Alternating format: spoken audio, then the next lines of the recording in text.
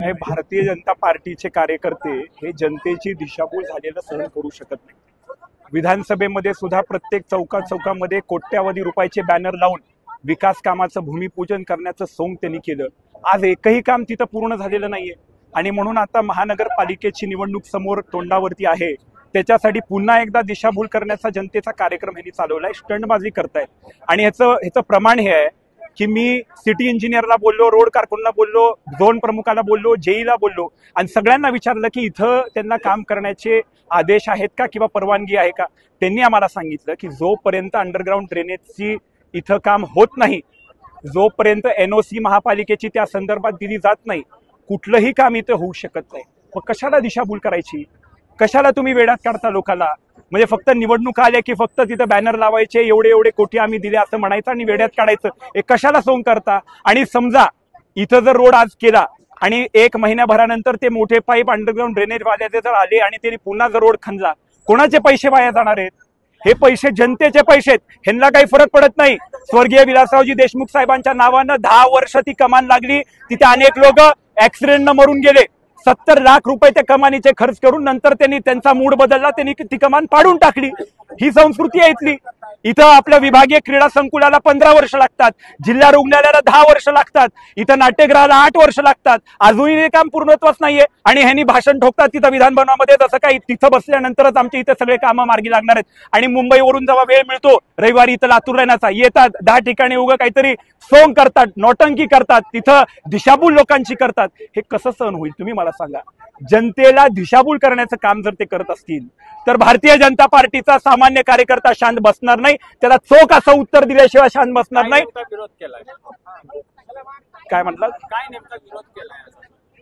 आम्ही त्याचा निषेध व्यक्त करण्यासाठी त्यांच्यासोबत खरं तर आम्हाला संवाद साधायचा होता, पण आपण पाहिलेलं आहे संवाद तर कधीच होत नाही, कसल्या प्रश्नाचं उत्तर त्यांच्याकडून मिळत नाही, कुठल्या विषयावरती स्टेटमेंट आपल्याला मिळत नाही। आपण पाहिलं असेल की जेव्हा विभागीय क्रीडा संकुलाचा विषय चालू होता, एवढा मोठा प्रोजेक्ट जेव्हा लातूरला येणार होता, त्यांनी काय केलं?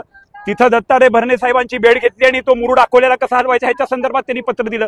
जिल्हा रुग्णालया संदर्भात एक तरी पाठपुरावा झालाय का हो? आज नाट्यगृह 8 वर्ष झालं तिथं बंद आहे, त्याच्या संदर्भात काय? आज सकाळचा दाखला घेऊन ते विधान भवनात भाषण मांडतात की एवढे पाईप फुटलेत, एवढं पाण्याचं पिवळं पाण्याचा प्रश्न वगैरे। अहो 15 वर्ष तुम्ही काय झोपला होतात काय? तुमच्या हातामध्ये सगळी सत्ता होती, तुम्ही इथले 15 वर्ष झाले आमदार आहेत आणि आज तुम्ही विधान भवनामध्ये निवडणुकीच्या तोंडावर भाषण करता की हे पाणी कुठून आलं, पेपर असा म्हणतोय। तुम्ही काय पेपर वाचले नाहीत का 15 वर्ष? या लातूर शहरातले काय अडचणी होत्या ते आता फक्त स्टंटबाजी करण्याचा जर उपक्रम या ठिकाणचे आमदार करत असतील तर मला वाटतंय फक्त जनतेची ह्याच्यामध्ये दिशाभूल होते, लोकांना वेड्यात काढण्याचं काम करण्यात ह्याचे प्रमाण आहेत। 2014चा तुम्ही जाहीरनामा काढून बघा, 2019चा काढून बघा, 24चा काढून बघा, फक्त स्टंटबाजी करण्याचा कार्यक्रम हे करतात। आमची भूमिका ही आहे की अशा पद्धतीचे अनधिकृत आणि स्टंटबाजी करणारे कार्यक्रम आपण बंद करावे। अधिकृतपणे महानगरपालिकेच्या प्रशासनाच्या माध्यमातून कार्यक्रम झाले पाहिजेत। हे काय आपली प्रायव्हेट प्रॉपर्टी नाहीये, वाटलं तेव्हा बॅनर लावलं, वाटलं तेव्हा नारळ फोडले, असं प्रशासनाचं अपमान केल्यासारखं आहे, आपल्या प्रक्रियेचा अपमान केल्यासारखं आहे।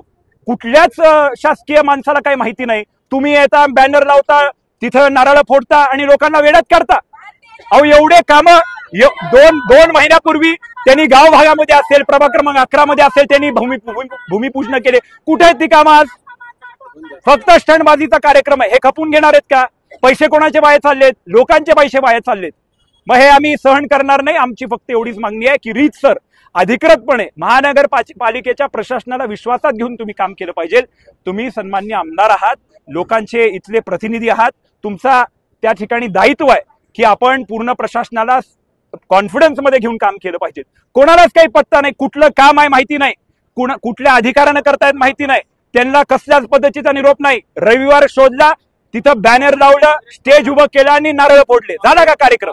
असं सांगण्यात येते की रीतसर निधी मंजूर झालेला आहे, त्यानंतर मी तुम्हाला सांगितलं की आज आपल्या इथे शेकडो कोटीचं अंडरग्राउंड ड्रेनेजचं काम चालू आहे।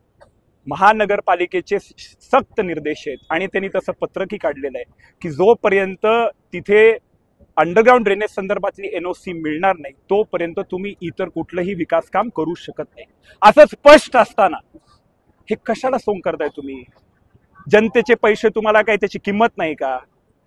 असंच होतंय ना, किंवा निवडणुकीच्या तोंडावर तुम्हाला फक्त स्टंटबाजी करताय एवढंच सिद्ध होतंय आणि ह्याचा आम्हाला प्रखर असा विरोध आहे.